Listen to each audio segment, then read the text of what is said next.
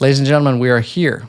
This is the last lesson of the last module in the HARP framework, which is a part of the Antidote course, which takes you from digital distraction to peak productivity in 30 days. That is, if you do about one lesson a day. Welcome to the last lesson. This is Always Evolving, the sequel. It's kind of bittersweet. I feel like we've been through a lot together. This has taken me so long to make, and probably you so long to go through, unless you binge it all in one day, which props. That's amazing. But I'm so stoked to be here with you. As always, I'm so excited to talk to you about why it's important to embrace continuous self-improvement and growth, and a couple ways that you might go about doing that. Remember that change is the most constant thing in life that I think, for lack of a better term, might be our purpose here. So Always Evolving, the sequel is the name of this lesson, because we already had at least one other lesson called Always Evolving, or centering around the topic of change and always changing and embracing change. So thank you for being here. I'm so excited to get into this. And I want to open with this. Whether you think you can or you think you can't, you're right. Henry Ford said that.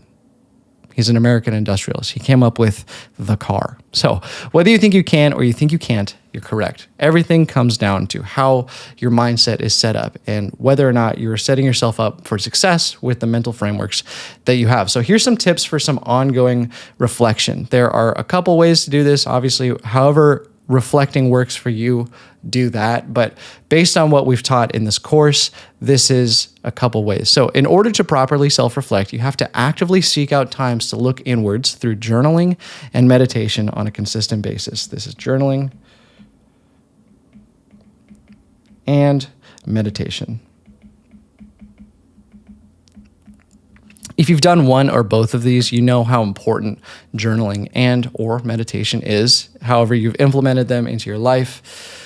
Journaling is an amazing way to verbalize your thoughts and to get your feelings onto the page. So often do we feel something and not get it out of our heads, but the quicker and the most efficient and the more efficient we can get something onto a page, the more we can really process it and, in this case, look inwards. So spend time with yourself and journal and track on a consistent basis. That's one of the best ways that I've found to feel a certain way about your situation, or just in terms of feeling better.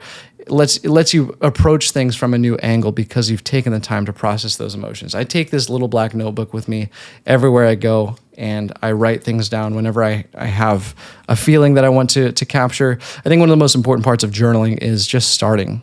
Similar to meditation, how I said in the H module, the only wrong way to journal is to not journal. I think it's so intimidating for people because they want to have a specific system or goal or framework, but I think it's more valuable to just carry around a book where you write scribbles and thoughts and little drawings just to get things out of your head and onto a physical piece of paper. So journal as often as you can, reflect as often as you can. And the next one here is meditation. We already know the benefits of meditation, but it creates a sense of calm and peace and promotes looking inward. If you do it correctly, which again, the only wrong way to meditate is to not do it.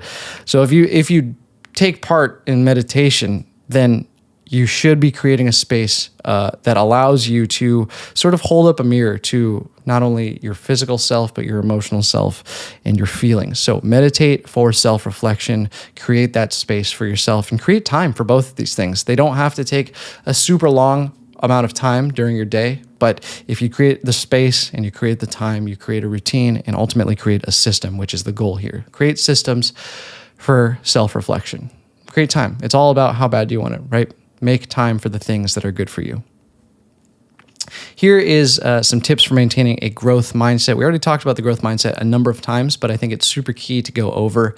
I also want to compare and contrast it with the fixed mindset and talk about why that's important. So the fixed mindset avoids challenges, right? The fixed mindset avoids being challenged or being uncomfortable, whereas the growth mindset embraces challenges and sees challenges as an opportunity to grow. Challenges are an amazing way to figure more about yourself out and to really grow as a person. I've faced a number of challenges in business endeavors and in personal endeavors, and I'm sure you have too. It is such an amazing way to just feel better about the things that you're capable of, and not only that, but improve upon the skills that you already have. So Instead of avoiding challenges, embrace challenges. The next one here is fixed mindset individuals believe in fixed traits.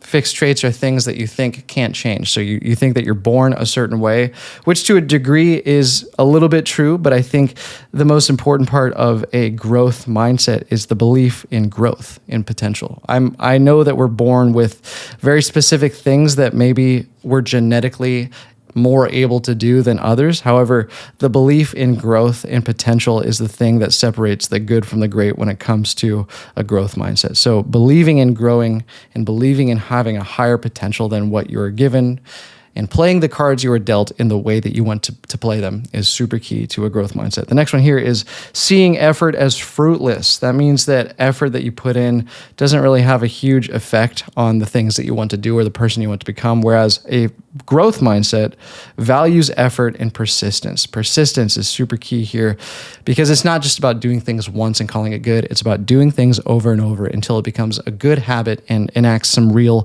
change in your life. A fixed mindset avoids criticism, and we already know this from previous modules, but a growth mindset seeks feedback and leverages it for learning. So seeking feedback is super key. So many people wait for feedback to come to them, but I think one of the best ways that you can instigate growth in yourself is to seek it out for yourself. A fixed mindset views other success as threatening. What a crazy, I don't think I can imagine what that's like, because it has so many more implications that have to do with ego and fear and whatnot. Although obviously it's easier said than done, but a growth mindset is inspired by other people's success. I think me being in the realm that I'm in, the creative realm and the creator realm, it's not uncommon to see your friends or your peers blow up out of nowhere. And initially I would feel like that maybe was undeserved for them or why wasn't it me?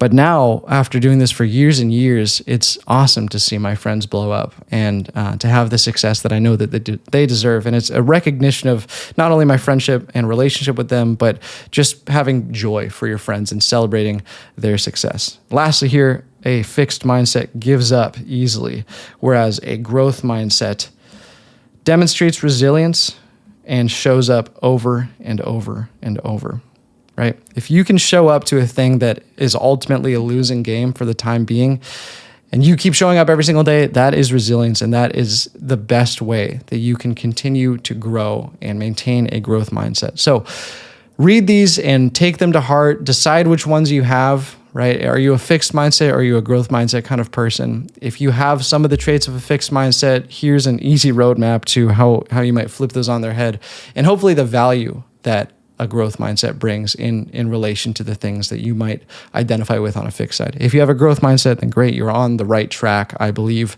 and you will experience the fruits of your labor sooner rather than later. Remember, life happens slowly and then all at once.